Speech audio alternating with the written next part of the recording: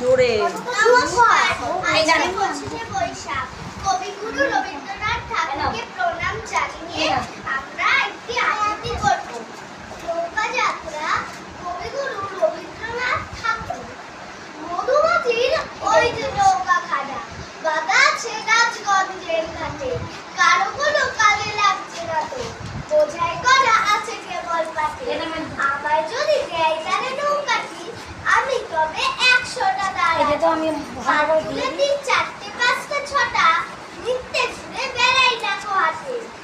আমি কেবল যাবো একটিবার 7 সমুদ্র 13 নদীর পার।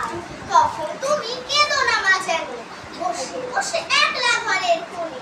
আমি তোমা যাচ্ছি রাখো চলে, রামের মতো 14 বছর বয়স। আমি যাবো